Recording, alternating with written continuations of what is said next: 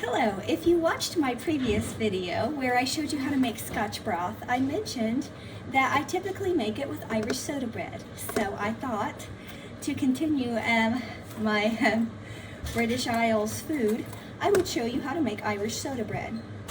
It is an awesome bread, especially if you don't have yeast around. You don't need it for this recipe, and it is good with jam, jelly, dipped in your Irish stew, dipped in your Scotch broth. It is just a really delicious bread and super easy. So it starts off with 4 cups of flour. So I add them in a big bowl because I'm going to warn you, if you have tactile issues, this is probably not the bread for you because your hands are going to get sticky because you're going to use your hands to actually mix it. And you'll see I will wash my hands before I even start it. You want to preheat your oven to 425 degrees.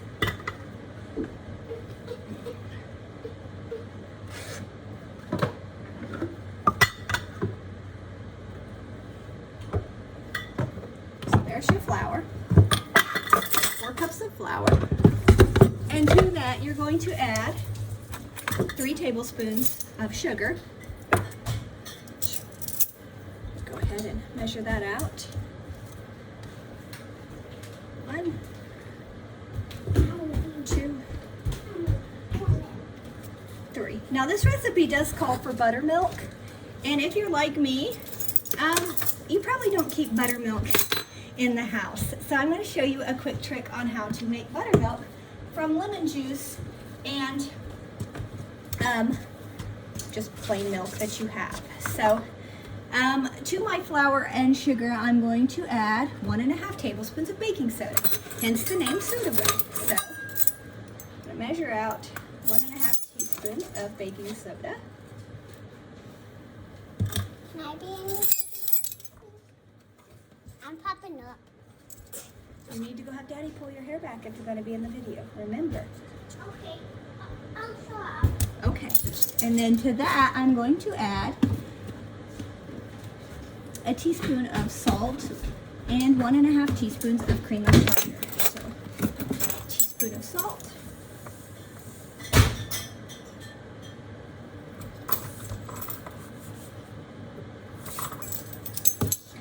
and 1½ teaspoons of cream of tartar. Sometimes it's just easier to use the ½ teaspoon measure because it fits in here nicer.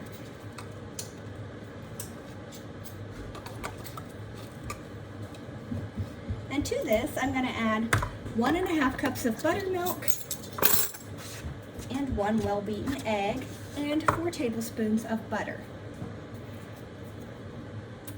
Half a stick of butter. So I'll cut that up and add that as well. So basically what I'm going to do is I've mixed my dry ingredients, so now I'm going to add my butter to this and cut it into squares and mix it by hand. This is where your hands get dirty.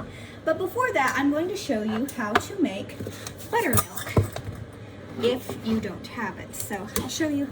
Here's my bowl, all my dry ingredients, and here's my milk. So here's my milk.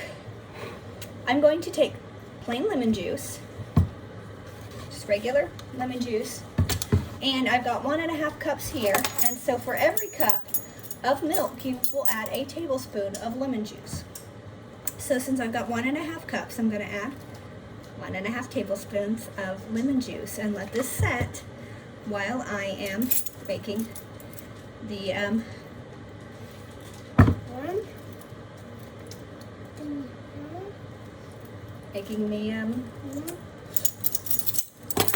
bread with the butter. And unfortunately, that one does not have a half of a tablespoon on it, my middle. I just want to make sure I'm accurate, and then I'll let that sit, and that'll curdle into buttermilk or a buttermilk substitute. Which again, I don't keep buttermilk in the house. The one time I did try to make this with buttermilk, I had also bought eggnog because it was Christmas time. So I had bought eggnog so everyone in my house could enjoy eggnog on Christmas Eve because I usually make this at Christmas. and I screwed up and put the eggnog into the bread instead of the buttermilk, and it was absolutely putrid and disgusting. Now my family would tell you that it was good and it was yummy and they ate it, but I didn't like it. And like I said, I didn't like it. So I got my half of my stick of butter. I'm just going to throw that in there and rub all this together. Again, your hands are going to get dirty doing this, so I will show you. You can see, you wash my hands again and find my egg, because I have a well-beaten egg as well that I am going to make sure is beat. Looks like I have a rather large kitchen, but I don't. I have very small prep room to do the things that I want to do. So, save this. We have a farm with 35 hens, so I usually throw their eggshells back to them, and all the toppings of all the veggies and everything that we don't eat. So, again, I've prepped my buttermilk and my egg. I've thrown my butter into my bowl. Now that I've done all of that, I'm going to wash my hands because I did touch the egg before I even start mixing this by hand. Again, if you have tactile issues, this may not be the bread to make.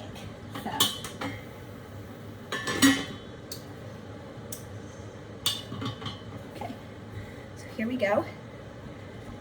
And get started. So again, make sure my hands are uber dry. I don't want the flour to stick to them, but we're going to make sure it gets all nice and crumbly. Hey, Ling, would you mind taking and putting this in the fridge for me? Helps to have little helpers. Okay, let's mix all of this together. Oh, what happened? A rash. Okay. Daddy thinks it is. It looks like one, but it isn't. It's kind of like a fungus. Daddy says we are going to have to use alcohol to rub on my neck.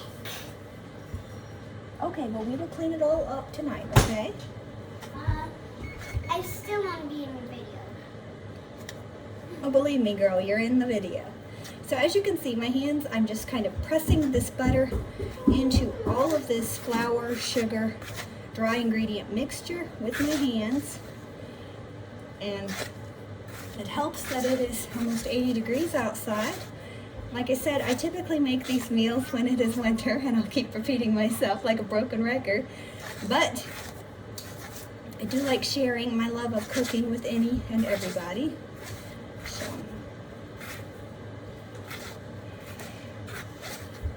my mama always said you wreck a kitchen when you cook, and you gotta get your hands dirty if you want to make good food. So.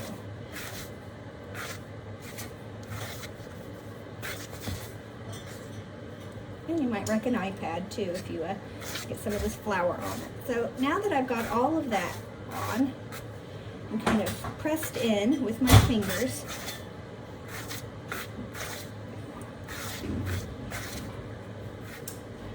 Make sure it's all pressed in because it's going to make this bread really, really yummy. I'm going to wash my hands again because I'm anal about washing my hands. And I'm going to add my buttermilk and my egg.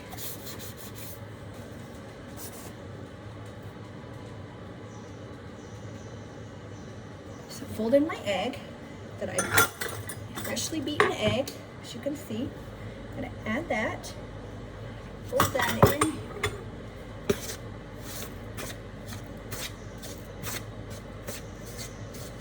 And the buttermilk that we made ourselves, and you can kind of see it did start to curdle. As I dumped it out, the lemon juice did its magic and curdled it, so yay. So just a little tip, if you ever are in a pinch and you don't have buttermilk.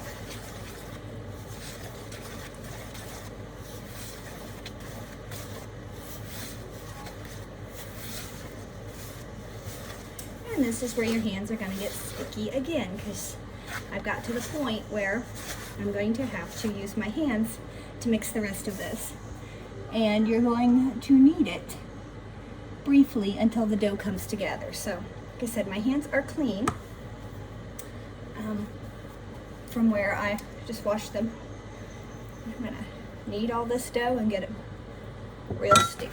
So just remember to remove your wedding rings and such.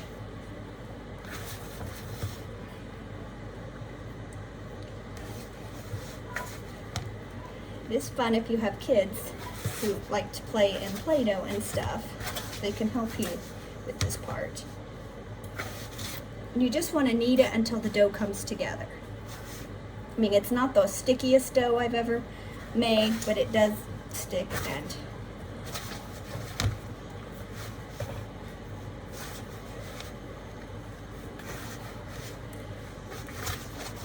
it says you should put it out on a floured surface, but I prefer to keep all my messes in one singular place, and so that's why it's in this big bowl, because I can just knead it all together in this big bowl. So I am going to knead it and show you it has all come together. There's your bowl of Irish soda bread, and my hands, which are too sticky to even touch my camera and move my iPad around, so I apologize for the odd angle of this video.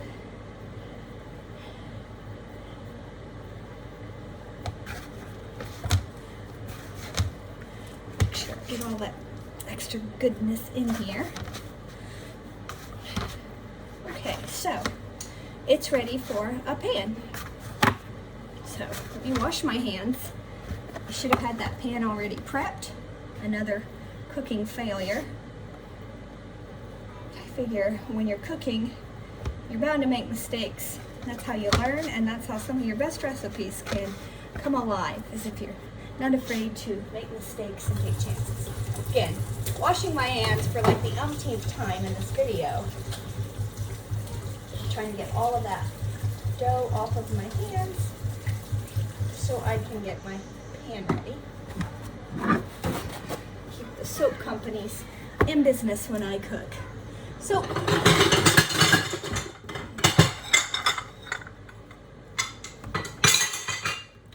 I have this little red tart pan. It's a Longaberger. It works great for this. Works great for this video. Like I said, it's just great for this video. So I keep dropping stuff out of my cabinet. So I have a bottle of Pam, and I'm just going to spray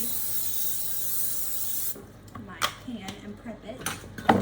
And then I'm going to add my loaf of Irish soda bread in a circle in this pan, and then take a knife.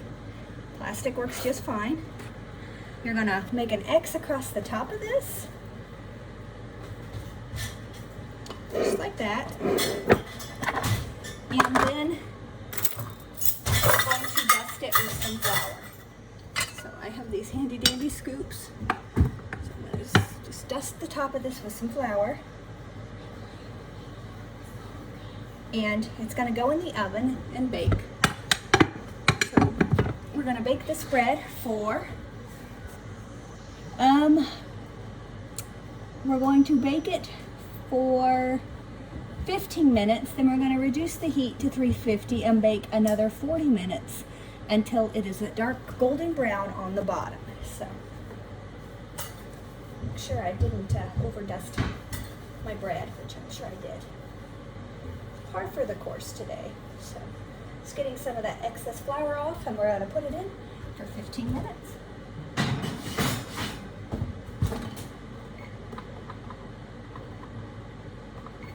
And I will see you when the bread is done. Okay, I'm back. I have had this Irish soda bread baking for 15 minutes at 425, and then I lowered the temperature to 350 and baked an additional 40 minutes. So I'm going to take it out of the oven now and adjust this so you can see what the bread looks like when it's out of the oven.